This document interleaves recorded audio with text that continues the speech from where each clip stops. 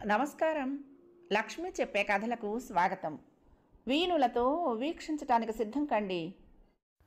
ప్రియ సఖులు, ఇప్పుడు మనం సుప్రసిద్ధ రచయిత్రి శ్రీమతి ఆరికపూడి కోడూరి కౌసల్యాదేవి గారు రచించిన జనరంజని ధారావాహిక నుండి 8వ భాగం వినేద్దామండి. సహజ గంభీరహాసం చేసింది శ్రీదేవి. నాకు సీత అంతా చెప్పింది. నా ఇంటికి ఏకైక దీపానమైన నీకు ఎటువంటి అప్సరస భార్యగా రావాలనుకున్నానో అటువంటి ఆమెనే ఎన్నుకున్నావు. దాల్ సరస్సు నడుమ హౌస్ బోట్లో ఉన్నట్లు లేదు మౌళి అనురాధలకు. ఆకాశ మార్గాన పూల విమానంలో విహరిస్తున్న అనుభూతి కలుగుతోంది. అయితే మౌళి, నువ్వు దుడుకు వాడవు, అంతా బాగా ఆలోచించి నిర్ణయించుకున్నావా అంది శ్రీదేవి. చంద్రమౌళి తల పంకించాడు. శ్రీదేవి అనురాధకు దగ్గరగా నడిచి చుబుకం పట్టి ముఖం పైకెత్తింది. కూర్చో, తానే కూర్చుండజేసింది అనురాధను. 2 నిమిషాలు రెప్పవాల్చకుండా చూసింది. వివాహం చేసుకోవాలనుకున్నారు, మంచిదే. వివాహం తర్వాత ఏమైనా నిర్ణయాలు తీసుకున్నారా మరి? మౌళి అనురాధలు ముఖముఖాలు చూసుకున్నారు. మాటి మాటికి వాచిని గుమ్మాన్ని చూస్తున్న అనురాధను గమనించింది శ్రీదేవి. బయట ఉరుములు మెరుపులతో వాన కురుస్తున్నది. అది ఆగితే తప్ప షికార్లు తిరగరు నదిలో. అంచేత ప్రస్తుతం ఎవరూ రాగల భయం లేదు. ఆలోచించి చెప్పు నిదానంగా అంది. ఏమిటో చెప్పండి అనురాధ అతి నెమ్మదిగా అడిగింది. వివాహమైన తర్వాత కూడా చిత్రాల్లో పనిచేస్తావా మరి? బయట వినవస్తున్న ఉరుముల తాలూకు పీడుగులన్నీ తన నెత్తిని వర్షిస్తున్నట్లు అనిపించింది అనురాధకు. చెప్పమ్మా, నాకు సమాధానం కావాలి అంది శ్రీదేవి. మీ ఇష్టం, మీ ఇంటి పద్ధతులకు అనుగుణంగా నడుచుకోగలను మౌళి కల్పించుకున్నాడు. ఆ అమ్మాయికి అసలు ఆ రంగం ఇష్టం లేదమ్మా. శ్రీదేవి తీక్షణంగా చూసింది కొడుకును. అనురాధను మాట్లాడని మౌళి ఆదేశించినట్లే అంది. మౌళి తల్లి చూడకుండా అనురాధకు కనుసైగ చేశాడు. అనురాధ గ్రహించింది అతని భావం. కానీ స్వతంత్రించి నిర్ణయాలు తీసుకునే స్వభావం ఇంతవరకు అలవడని ఆమె మాటలకు తడుముకోవలసి వచ్చింది. మీ ఇంటి పద్ధతులకు అనుగుణంగా. ఇంతలో శ్రీదేవి తానే మాట్లాడింది. ఇల్లు, ఇంటి పరువు అనే పెద్ద పెద్ద మాటలు వద్దమ్మాయి. నేను చెప్పేది మౌళికి వ్యసనాలు ఏమీ లేవు, కానీ దుడుగుతనం చాలా ఉంది. అమ్మా, అన్యాయం మౌళి ఫిర్యాదుగా అభ్యంతరం చెప్పబోయాడు. మౌళి, మమ్మల్ని మాట్లాడుకొని నువ్వు బయటకు వెళ్ళు శాసించింది. ఓ క్షమార్హుడిని, నన్నిక్కడే కూర్చొనియండి చిన్నవాడిలా లెంపలు వాయించుకున్నాడు. అనురాధ తన విచారం మరచి నవ్వకుండా ఉండలేకపోయింది. వాడు తన ప్రాణాలను సైతం లెక్క చెయ్యడు తలచిన పని నెరవేరటానికి. ఇటువంటి భర్తను సంభాళించుకుంటూ ఇల్లు చక్కబెట్టుకోవడానికే నీకు 24 గంటలు చాలవు మరి అంది శ్రీదేవి. అనురాధ మధురంగా నవ్వింది. మరొకటి, చంద్రం మాకు ఒకే మగబిడ్డ. నువ్వు తల్లిదండ్రులకు ఒక్కతే అయ్యి గారాభంగా పెరిగిన దానివే. మరి సంసారంలో మంకు పట్టుదలకు దూరంగా ఉండాలి. ఇంతకంటే నేను చెప్పేదేమీ లేదు. మౌళి గుండె సావరించుకున్నాడు. తాను ఊహించిన కఠిన శాసనాలు ఏమీ వినరానందుకు. అనురాధ వదనంలో కూడా అటువంటి భావమే కదలాడింది. మీ నాన్నగారు వచ్చే వేళ అవుతున్నది మౌళి. శ్రీదేవి లేచి లోపలికి వెళ్ళింది. పోయిన భయము దడ తిరిగి ప్రవేశించాయి అనురాధలో. షాల్ తెచ్చి సుతారంగా కప్పుతూ కొంటిగా చూశాడు మౌళి. ఏం అంత కులాసగా ఉందా అడిగాడు. ఆమె ముఖంలో ఆశించినంత ఉత్సాహం లేకపోగా విపరీతమైన అలజడి కనిపించింది. ఏమిటి అలా ఉన్నావు? మీ వాళ్ళు వచ్చేస్తారనేనా? రాని, పర్వాలేదు. మైనారిటీ తీరిన అమ్మాయి తన వరుణ్ణి తాను వెతుక్కుంటే ఎవళ్ళు నేరం ఆపాదించే హక్కు లేదు అన్నాడు. మరి మీ నాన్నగారు? ఓ, అర్థం చేసుకున్నట్లుగా గంభీరంగా ఉండిపోయాడు కొన్ని లెప్తల కాలం. అంగీకరిస్తారా లేదా అని భయపడుతున్నావా? ఆ భారం అంతా అమ్మదే, ఆమెగారే ఒప్పిస్తారు. మరి ఆయన వస్తూ ఉంటే అర్ధోక్తిలో ఆపేసింది. అతడు నవ్వాడు. ఆ నవ్వులో ఎన్నో భావాలు. మా నాన్నగారికి ఎదుర్కోలేయటానికి నేను వెళ్ళటం లేదేమా అనా? వాన కూడా తగ్గిందిగా. ఆయన నేను ఎప్పుడు ముఖాముఖి ఎదురుపడం చెప్పాడు. అదిరిపడింది అనురాధ. నాన్నగారు వస్తున్నారు కనుకనే నేను పారిపోవటానికి తయారవుతున్న సమయంలో నువ్వొచ్చి బంధించావు అన్నాడు. ఏమిటి? అవును, ఆయనకు నాకు ఎప్పుడూ చొక్కెదురే. ఆయన గొప్ప ఇండస్ట్రియలిస్టు. ఆ వ్యాపార సరళి వగైరా గందరగోళాలు మనకు తలనొప్పి కనుక ఆయన ఆశల మేరకు నేను విదేశ వ్యాపార కిటుకులు మొదలైన తరఫీదులు పొందకుండా ఆశాభంగం చేశాను. నా సరదాలు పుస్తకాలు ఆయనకు తలనొప్పి. నేను ఆయన ఎదుటికి వెళ్ళను. నాన్నగారు నాతో మాట్లాడే విషయాలు ఉండవు. మా ఇరువురికి నడుమ అమ్మ వారధి అన్నాడు. అనురాధ గుండెదడ అధికమైంది. మరి మరి అటువంటి తండ్రి మన విషయం అంగీకరిస్తారా అనేగా నీ భయం? నిర్లక్ష్యంగా నవ్వాడు. భయం, సందిగ్ధం, పిరికితనం అనేది వదిలేసి నాతో కాపురానికి సిద్ధపడు. అవసరమైతే అతి సాధారణ జీవితం గడపాల్సి ఉంటుంది. నాన్నగారి ఆగ్రహం బాగా రుచి చూసున్నాడు. కార్లు ఇల్లు వదిలేసి బస్సుల్లో పోయి స్నేహితుల గదుల్లో గడిపేవాణ్ణి అన్నాడు. హఠాత్తుగా గుర్తొచ్చింది అనురాధకు. ఒకనాడు అతడు బస్టాప్లో వేచి ఉండగా తాను పిలిచి ఇంటికి తీసుకువెళ్ళటం. ఇంతటి నివురు గప్పిన నిప్పు కనుకొనే తన తల్లి మురారి కలిసి అంత చౌకబారు మాటలు మాట్లాడుతూ ఉంటే అంతటి హుందాతనంతో ప్రవర్తించగలిగాడు అనుకుంది. మౌళి ఇంకా చెప్తూనే ఉన్నాడు. అమ్మ కూడా నాన్నగారి వంటి నిరంకుశరాలి అయితే ఏనాడో దేశాలు పట్టి పారిపోయి ఉండేవాణ్ణి. కానీ అమ్మ దేవత, ఎవరికో కానీ లభించని అరుదైన అదృష్టం. మీ నాన్నగారు ఇప్పుడెందుకు వస్తున్నట్టు? ఇక్కడే ఉన్నారు. వేసవిలో ఆయన గడిపే ప్రదేశాలు ఇవే. ఆశ్చర్యంగా చూసింది అర్థం కానట్టు. క్రిందటి నెల కులు సిమ్లాలో గడిపారు. ఇప్పటికి 15 రోజులుగా గుల్బర్గ్లో ఉన్నారు. అందుకే అమ్మ కూడా వచ్చింది. ఆంధ్ర తమిళ దేశపు దేవతలందరికీ మొక్కటం అయింది. ఇక ఈ కాశ్మీరపు దేవతలైనా తనకి కోడల్ని ప్రసాదిస్తారేమో అడుగుదామని. ఈ ప్రయాణపు ముఖ్య ఆశయం అదే. ఆశ్చర్య విప్పారిత నేత్రాలతో చూస్తోంది అనురాధ. రేపు అమ్మా నాన్నగారు వైష్ణవదేవి ఆలయానికి వెళ్లే ప్రోగ్రాం. ఆ దేవతను దర్శిస్తే తీరని కోరిక ఉండదుట. చూద్దాం, అమ్మ దేవతలు గెలుస్తారో లేక నాన్నగారి చండశాసనాలే ఠీవిగా నిలబడతాయో అన్నాడు. ఎంతటి గంభీర సన్నివేశంలోనూ కూడా చెక్కు చెదరదు అతడి హాస్య ధోరణి అతడిదే. అంతటి సరసమైన భర్త లభించటం అదృష్టం అంటే తనది కాదు. కానీ అంతటి అదృష్టం తన ముఖాన రాసుందా? ఒక్కసారిగా నౌకర్ల కోలాహలం తగ్గిపోయి నిశ్శబ్దం ఆవరించింది. అది సింహం వస్తున్న సూచన. శ్రీదేవి ఎదురు వెళ్ళింది వరండా వద్దకు. పనివారు ఊపిరి బిగబట్టి నిలబడ్డారు ఆజ్ఞల కోసం ఎదురు చూస్తూ. మనం పక్క గదిలో ఉందాం అన్నాడు చంద్రమౌళి అటు దారి తీస్తూ. బ్రతుకు జీవుడా అనుకున్న అనురాధ అనుసరించింది. బయట వానజోరు పూర్తిగా తగ్గింది. సరస్సులో నావల కదలికల వల్ల ఏర్పడిన తరంగాల శబ్దం చిత్రంగా వినవస్తోంది. అంతా సౌకర్యంగానే ఉందా? ఆ నిశ్శబ్దంలో జనార్దనరావు గంభీర కంఠం వినవచ్చింది. ఆ అనే మెల్లని శ్రీదేవి జవాబు. మొన్ననే రావాలనుకున్నాను, కానీ తీరలేదు. పోనీ మీరే గుల్బర్గ్ రావాల్సింది నా దగ్గరకు. శ్రీదేవి నుండి సమాధానం లేదు. ఇంటి దగ్గర అంతా సౌమ్యమేగా? అంతా బాగుంది. ఏమిటి విశేషాలు? ఏమీ లేదు. మీరు స్నానం చేస్తారా? కొన్ని క్షణాల నిశ్శబ్దానంతరం జనార్దనరావు నిశితంగా చూస్తూ అడిగాడు. ఏమిటి సంగతి? అంత తూచి మాట్లాడుతున్నావు? సుపుత్రుడు ఎక్కడే ఉన్నాడా ఏం? ప్రత్యుత్తరంగా ఒక మధుర హాసం మాత్రం వినిపించింది. లో నుండి వింటున్న అనురాధకు ఆశ్చర్యం అనిపించింది. తమలో తాము గాని ఇతరులతో గాని అడ్డు ఆపు లేకుండా డబడబా వాగే తల్లిదండ్రులను వీరిని పోల్చి లోలోన బేరీజు వేసుకుంటోంది. మౌళి కిటికీ వద్ద నిలబడి బయటికి చూస్తున్నాడు. అతడి ఆలోచనలు ఏమిటో మరి. జనార్దనరావు స్వరం మరల వినిపించింది. వచ్చిన దగ్గర నుంచి ఎక్కడే ఉన్నాడా? ఎటు వెళ్ళలేదా? అనురాధ ఆశ్చర్యాన్ని అణుచుకోలేకపోయింది. మీ అమ్మగారు కూడా ఆయనకు భయపడతారా? అంత తక్కువ మాట్లాడుతున్నారు మెల్లగా అడిగింది. మౌళి కొంటెగా అందంగా నవ్వాడు. ఆ అందమైన హాసంలోని అర్థమేమిటో అనురాధకు అనూహ్యం. జనార్దనరావు లేచి అటు ఇటు పచారులు చేస్తున్న సవడి. కుతూహలం ఆపుకోలేని అనురాధ కొద్దిగా వంగి తొంగి చూసింది.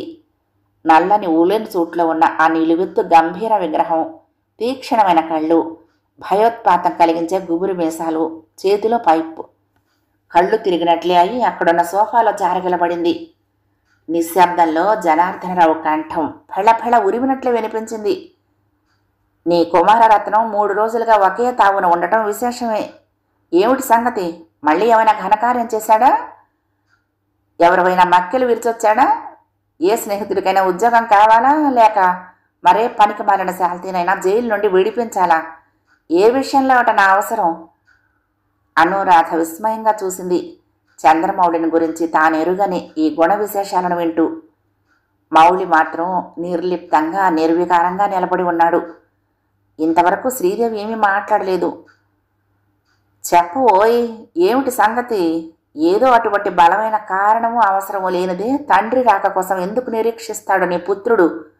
మరొక కొత్త పుస్తకం ఏదైనా మొదలు పెట్టడానికి మళ్ళీ 1,00,000 2,00,000 కావాలా? ఇదిగో ఇటువంటి మాటలు వింటేనే మరి వాడు అలా అయిపో అజా లేకుండా పారిపోతాడు. మరీ అన్యాయంగా మాట్లాడుతున్నారు మీరు అంది శ్రీదేవి. అవునవును, ఒక్కగానొక్క కొడుకై తండ్రికి ఏ ఆసరా లేకుండా అలా గాలి తిరుగుతున్న వాడి ప్రవర్తన న్యాయం? నేను అలా అనలేదు. చూడు, నిన్నటి వరకు అటు గుల్బర్గ్లో ఇటు శ్రీనగర్లో ఏదో ఒక మీటింగు, మధ్యలో 2 సార్లు సిమ్లా వెళ్లాల్సి వచ్చింది. ఓ 4 రోజులు నీ కోసం తీరిక చేసుకుని ఇక్కడ ఉండటానికి వచ్చాను. ఆ తర్వాత వచ్చే వారం అంతా ఊటీలో డైరెక్టర్స్ సమావేశాలకు హాజరవ్వాలి. అవి పూర్తవుతూనే లండన్ వెళ్ళిపోవాలి. అక్కడ పనులు ఎలా ఉన్నాయో 2 నెలలైంది వెళ్ళి. మౌళికి బాధ్యత ఉంటే నేనొక్కడిని ఇంత ఊపిరి సలపకుండా తిరగాల్సిన అవసరం ఉండేదా చెప్పు అన్నాడు. నిజమే, అందుకే వాడికి పెళ్లి చేసేస్తే బాధ్యతలు తెలిసొస్తాయి అంది శ్రీదేవి. చాలా బాగుంది. ఎన్ని సంబంధాలు వచ్చినా వద్దని భీష్మించి కూర్చున్న వాడికి పెళ్లి చేస్తావా? ఎలాగా? కత్తికి బాస్కెట్ కట్టి కానీ చెయ్యాలి, పూర్వం కాలంలో లాగా. పోనీ తనకు నచ్చిన అమ్మాయినే చేసేద్దాం. అనుకోకుండా అతి నూతనమైన వార్త విన్నట్లు జనార్దన్ రావు మాటలు ఒక్కసారిగా ఆగిపోయాయి. అటు ఇటు పచార్ల వేగం ఎక్కువైంది. హఠాత్తుగా నిశ్శబ్దాన్ని ఛేదించాడు. అయితే వాడు స్వయంవరం చేసుకోబోతున్నాడన్నమాట. తాను ఇష్టపడటం, నువ్వు ఆమోదించటం అన్నీ అయ్యాయి. ఇక నా అంగీకారం లాంఛన ప్రాయం, అవునా? అలా ఆగ్రహం తెచ్చుకోవలసిన విషయం కాదిది. ఆలోచించవలసిన అపురూపమైన సంగతి. ఓహో, నాకు తెలియదులే. పిల్లల మనసులో మాట ఆశ అమ్మకు కాక మరెవరికి చెప్పుకుంటారు? కోరికలు తండ్రి కాక మరెవరు తీరుస్తారు అంది శ్రీదేవి. అందుకేనా అన్ని నిర్ణయాలు అయ్యాక నాకు వినిపించటం? నాపై వాడికి గల విలువ అందులోనే తెలుస్తుంది. అన్ని నిర్ణయాలు మీరే చేసి అనుమతించి ఆశీర్వదిస్తారని ఆశగా చూస్తున్నారు. మీ అధికారాన్ని ఆధిక్యాన్ని అంగీకరించిన వాడు కనుకనే స్వతంత్రించలేదు అంది. ఆహా, నీకు పుస్తకాల భాష నేర్పేశాడు. ఇంతకు వివరాలేమిటి? ఆ మాత్రమైన వినగల సహన శక్తి ఉన్నందుకు ఆనందిస్తూ శ్రీదేవి అన్ని విషయాలు చెప్పింది త్వరగా. ఘోర నిశ్శబ్దం విలయతాండవమాడుతున్నది. జనార్దనరావు అభిప్రాయం కొరకు ఎవరికి వారే ప్రాణాలు ఒగ్గబట్టి చెవులు రిక్కించి నిలిచి ఉన్నారు. ఈ భయంకర గంభీరత అనురాధకు సహించశక్యం కాకుండా ఉంది. ఈ క్షణాలే తన భవిష్యత్తును నిర్ణయిస్తాయా? జనార్దనరావు ఇచ్చే నిర్ణయంపైనే తన భౌతవ్యం ఆధారపడి ఉందా? మెల్లిగా అడుగులు అడుగు వేసుకుంటూ మౌళి నిలిచిన తావుకు నడిచింది. ఏమిటన్నట్లు చూశాడు మౌళి. మీ నాన్నగారు కాదంటే? ఆమె కళ్ళల్లో భయోత్పాతం, కంఠంలో కంపన. తన మాట తనకే వినిపించలేదు. అయితే మౌళి సస్నేహ ప్రశాంత పరిపూర్ణమైన చూపులలో అనురాధకు అచంచలమైన ధీరత్వం కనపడింది. ధైర్యంగా ముందుకొచ్చి ఆమె హస్తాన్ని తన బలిష్టమైన చేతిలోకి తీసుకున్నాడు. ఆ స్పర్శలో అనంతమైన ధైర్యం కురిసింది. పురుషుని నుండి స్త్రీ కోరే కొండంత అండా అనుభవం అయింది ఆమెకు ఆ స్పర్శలో. సరిగ్గా అదే సమయంలో బయట ఎవరెవరో చాలామంది వస్తున్న అలజడి, మాటల సందడి వినవచ్చింది. రణగొణగా వినిపిస్తున్న ఆ కంఠాలు పరిచితంగా అనిపించాయి. దుర్మార్గులు వచ్చేసినట్టున్నారు విసుగుదలగా అన్నాడు మౌళి. కానీ పురుషాభరణమైన ధైర్యం చెక్కు చెదరలేదు అతడి వదనంలో. అనురాధ వణికిపోతూ వెర్రిచూపులు చూడసాగింది. ఇప్పుడెలాగా అంది దుఃఖం తన్నుకొస్తున్న కంఠంతో. నిర్భీతిగా నవ్వుతూ మౌళి తన వామహస్తాన్ని అనురాధ భుజం చుట్టూ వేశాడు. అనురాధ మేను గగురుపాటు చెందింది. అంతలోనే తీయని అనుభూతికి లోనయ్యింది. ఆ బంధం జన్మజన్మల అనుబంధంగా తోచింది. బయట కోలాహలం ఒక్కసారిగా నిప్పుపై నీరు కురిసినట్లు చల్లబడిపోయి పూర్వపు భయంకర నిశ్శబ్దం ఆవరించటము, శ్రీదేవి అనురాధ మౌళిల వద్దకు వచ్చేయటము ఒకేసారి జరిగిపోయింది. అనురాధ భయపడుతోంది. నువ్వు మాట్లాడమ్మా. తల్లిని ఆమెకు అప్పగిస్తూనే తాను మెరుపులా దూసుకుపోయాడు తండ్రి ఎదుటికి. తండ్రితో ముఖాముఖి తారసపడటం అతడి అభిమతం కాదు. అయితే మురారి నాగేంద్రంలో ముఠా తగవులకు తలపడి వచ్చి ఉన్న తరుణంలో తాను లోపల ఉండిపోతే అది పిరికి లక్షణంగా కనిపిస్తుంది. అక్కడ అభయంకరుని వలె కూర్చుని ఉన్నాడు జనార్దనరావు. హఠాత్తుగా తమ దారికి ఏ సింహమో పూలో అడ్డొస్తే హడలిపోయి నిరాయుధలే నిలబడిన పాంధుల వలె మురారి, నాగేంద్రం, మరొక 4 వ్యక్తులు నిలబడి ఉన్నారు. అందరి వెనుక క్రీనీడలో జయమ్మ కనిపించి కనిపించకుండా నిలుచుంది.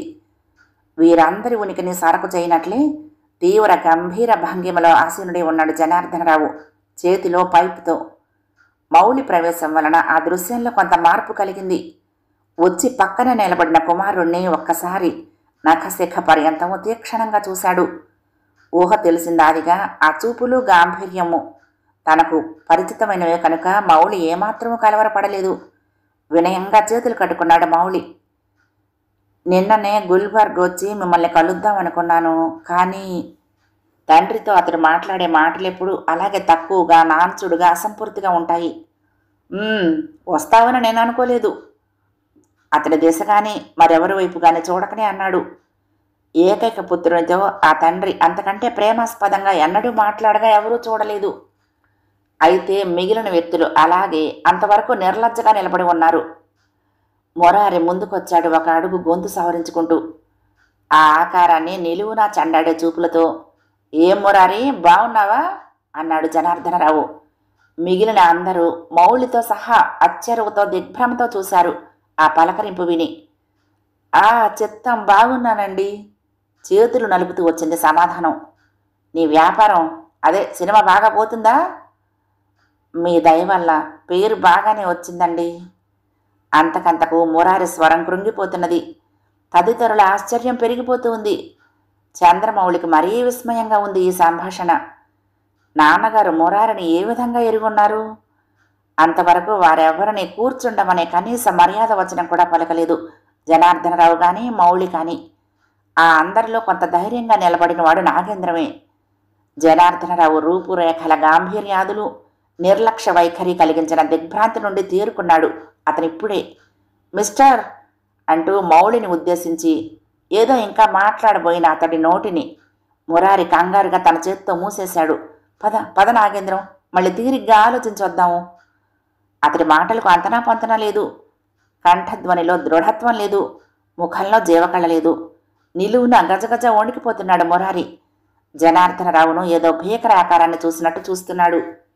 అసలే తిక్క మనిషి అయిన నాగేంద్రంలో మరింత తిక్కరేగింది. నువ్వు నోర్మై అని అరిచాడు నుప్పు తొక్కిన కోతిలాగా. అయితే మీరు చూసుకోండి అని నాగేంద్రంతో అనేసి జనార్దనరావు వంక తిరిగి, నేను సెలవు తీసుకుంటున్నాను బాబుగారు అని చెప్పేసి అక్కడి నుండి బయటికి పరిగెత్తాడు.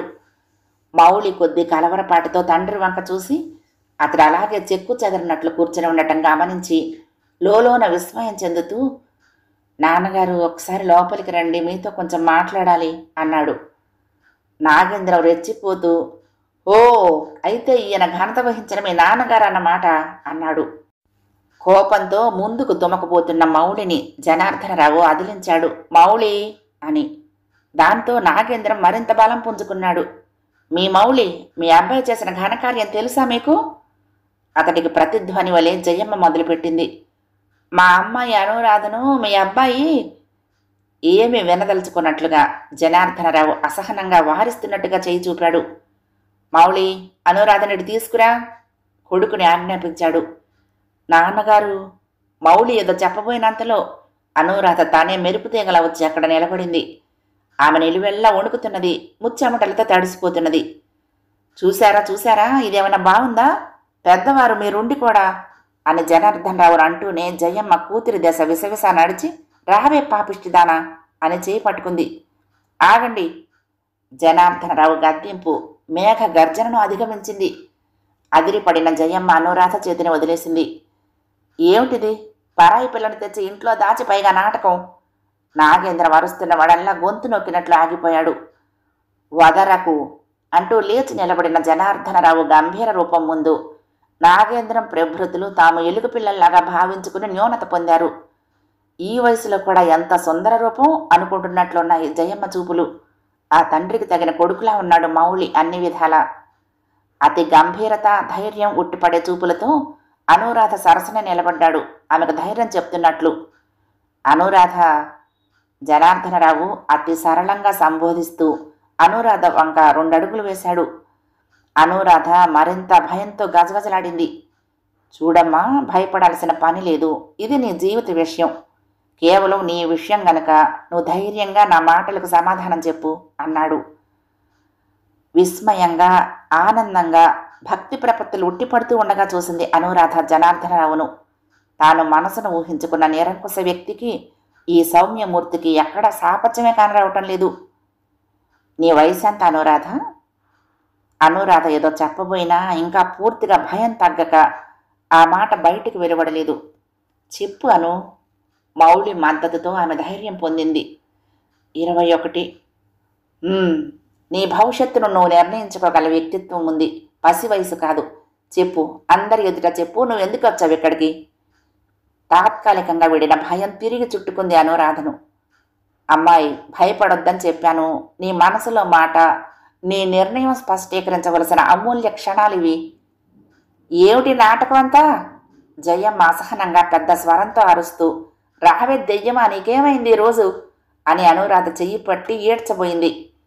అస్పృశ్య వస్తువును తాకినంత అసహ్యంతో చేతిని వదిలించుకుని తిరస్కారంగా చూసింది అనురాధ.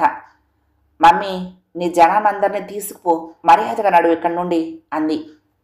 ఏమిటి? ఎంత ధైర్యం వచ్చిందే నీకు? ఆగు, నీ నీచ స్వభావం అంతా ఇక్కడ ప్రదర్శించకు. నీ కూతురిగా పుట్టడమే పాపం, నిన్ను తల్లిగా చెప్పుకోవటమే సిగ్గు. కళ్ళు తిరిగిపోయాయి జయమ్మకు, నాగేంద్రానికి కూడా.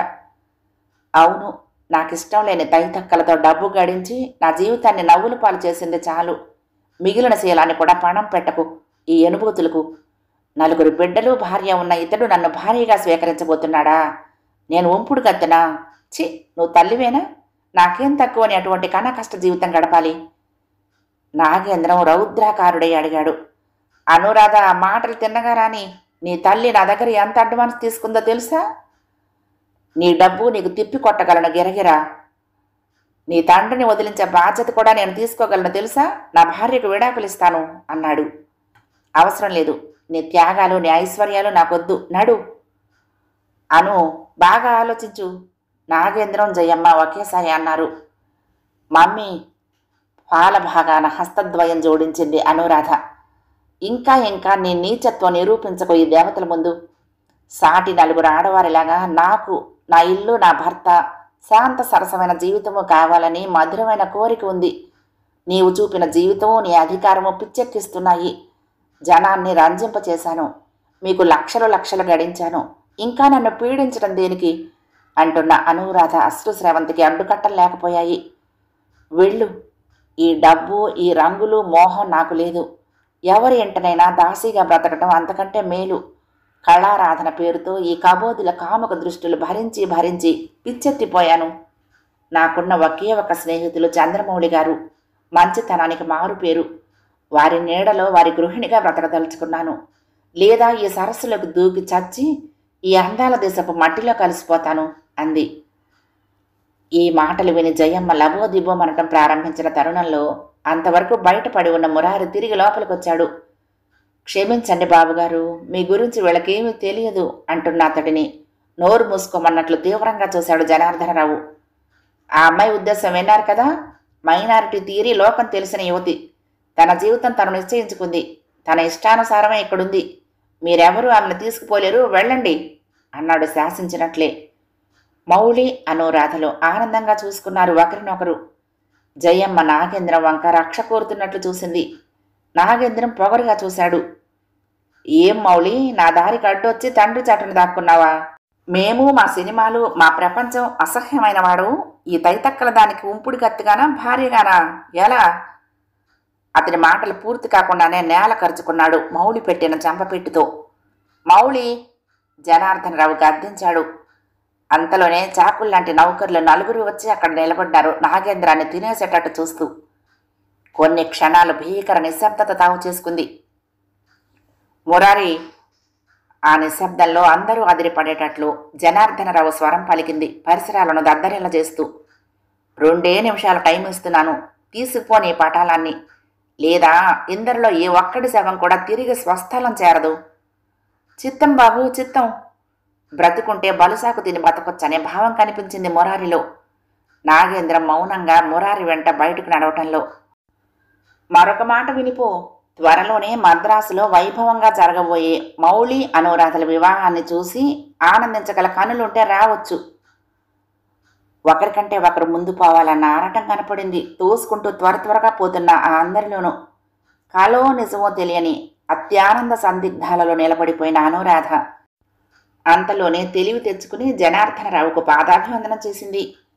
లేమ్మా, ఆర్ద్రంగా లేవనెత్తిన జనార్దనరావు ఆమె కళ్ళు సజలమై ఉండటం చూశాడు. తప్పమ్మా, మా ఇంటి కోడలు ఏనాడు కంటతడి పెట్టరాదు. కళకళలాడే లక్ష్మిగానే కనిపించాలి, అవునా? వెంటనే కళ్ళు తుడుచుకుని చిరునవ్వులు చిందించింది అనురాధ. చూడమ్మా, నాకు ఈ నమస్కారాలు చాలవు. చాలా పెద్ద కట్నం కావాలి. చెప్పనా ఏమిటో? అనురాధ ముఖం చిన్నపోయింది. నేల చూపులు చూడసాగింది. నేను ఈ పెంకె వాజమ్మ ముఖం చూసి ఏనాడో అయ్యింది. ఇన్ని సంవత్సరాల తరువాత నీ గురించి మాట్లాడాల్సి వచ్చింది. మరి నేను నీ కోరిక తీర్చినప్పుడు నువ్వు నా కోరిక తీర్చవు?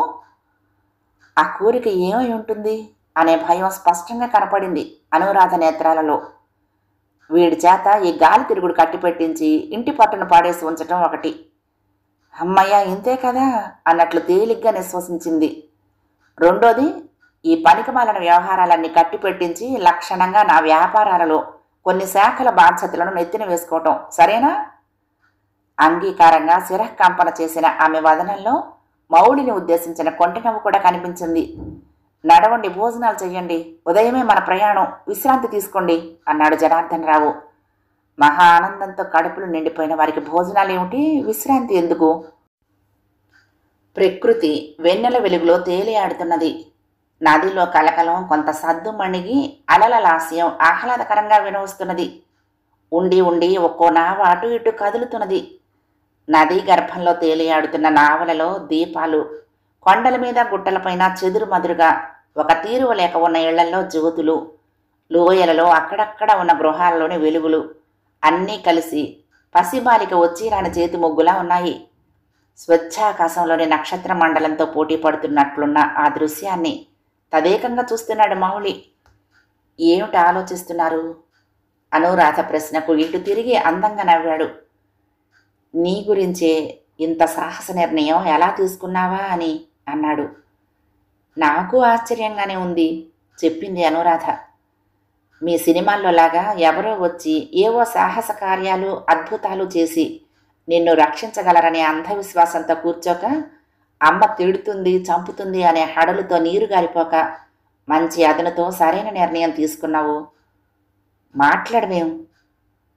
మీరు సాహసించి అండగా నిలిచారు కనుక ఇలా ఉన్నాను. లేకుంటే ఈసరికి ఈ సరోగర్భంలో లీనమైపోయి ఉండేదాన్ని. నాలో సాహసం లేదని ఎలా అనుకున్నావు అన్నాడు. మరి నాకై నేను సాహసించి వచ్చానే కానీ మీరు ఇంత ఆసరా ఇస్తారని తెలిస్తే ఏనాడు. ఏ అమ్మాయి, నింద నాపై వెయ్యకు. నువ్వెప్పుడూ అమ్మ వెనక దాక్కుంటూ పైగా నన్ను సాహసించలేదంటావా? ఆ రోజు కాలేజీలో చూడగానే ఇంటికి ఎందుకు పరిగెత్తుకొచ్చానంటావు? ఎవరెన్ని నిష్ఠూరాలు వేసినా మరలా నీతో మాటలు స్నేహము ఎందుకు పెంచుకున్నానంటావు? ఏమో, నా వంటి జీవితం కలదాన్ని మీరు ఇష్టపడతారని అనుకోలేకపోయాను అంది డగ్గుత్తికతో. అతడి చెయ్యి ఆమెను ఓదారుస్తున్నట్లుగా ముందుకొచ్చి దగ్గరకు తీసుకుంది. లేదు అను, కళ, నాట్య కళ అంటే నాకెంత ఇష్టమో అభిమానమో నీకు తెలియదు. స్వార్థపరుల చేతులలో అది చౌకబారి గెంతుల్లోకి దిగిపోయి గౌరవాన్ని కోల్పోయింది. ధనలాలసత ఉన్న కొందరిని తప్పిస్తే కళపై కళాకారులపై నాకు ఎనలేని గౌరవం. ఎప్పుడూ అమ్మను నాన్నగారిని తప్పించుకు తిరిగేవాడిని. ఈసారి నీకోసమే కాశ్మీర్ వచ్చానంటే నమ్ముతావా అన్నాడు. నిజం? నమ్మలేనంత ఆశ్చర్యం అనురాధ స్వరంలో. నిజం అనురాధ, ఏ ధనంతోనూ కొనలేని ఆ సరస్వతి కటాక్షం ఎంత అపురూపమైన వరం. ఆనాటి నీ నాట్యం ఈనాటికి నా గుండెల్లో ముద్రించుకుపోయింది. ఆ నాట్యమే మనల్ని దగ్గర చేసింది. నాకు మాత్రం ఈ జీవితం విసిగెత్తిపోయింది. ఇంకా ఎన్ని చిత్రాలలో ఒప్పందం ఉన్నదో నాకు తెలియదు. ఈ సంఖ్యల నుండి నాకు విడుదల కావాలి. ఒక చక్కటి గృహిణిగా బ్రతకటం మినహా మరే కోరిక లేదు నాకు అంది. భయపడకు అనురాధ, అసంపూర్తిగా ఉన్నవి మాత్రం పూర్తి చెయ్యి. మిగిలినది ఎవరిచ్చిన డబ్బు వాళ్ళకి తిరిగి పారేద్దాం అన్నాడు. నిజం? అతడికి మరింత దగ్గరగా జరుగుతూ అంది. నువ్వు ఈ నాట్యం మాత్రం విడవకూడదు. రోజు నాకు కావాలి సుమా. అవును, మౌలి ఓ మాట అడగనా? మీరింత ధనవంతులని నాకెప్పుడూ చెప్పలేదేం? అడిగింది. అది అలా చాటుకోవలసిన అవసరమే ఉంది అన్నాడు. మీరెంత నిండు పాత్ర వంటి మనుషులు అంది ఆర్ద్రంగా. మౌలి ప్రసంగం మార్చాడు. నేను భయపడింది నాన్నగారి అంగీకారం ఉండదేమోనని. కానీ ఆశ్చర్యం. నిజం మౌలి, దైవాన్ని భూమి మీద చూశాను. ఇది ఏనాటి పుణ్యమో. సరిగ్గా అటువంటి సంభాషణే క్రింద గదిలో నుండి అలలు అలలుగా వినరావటంతో మౌలి అనురాధలు శ్రద్ధగా వినసాగారు. 8వ భాగం సమాప్తం. ప్రియ సఖులు, ఈ కథ మీకు నచ్చితే తప్పకుండా లైక్ చేయండి, షేర్ చేయండి, కామెంట్ చేయండి, సబ్స్క్రైబ్ చేసుకుని నన్ను ఎంకరేజ్ చేయండి. ఉంటానండి. ప్రేమతో లక్ష్మి, కృష్ణాతీరం దుర్గమ్మ సన్నిధానం. నమస్తే.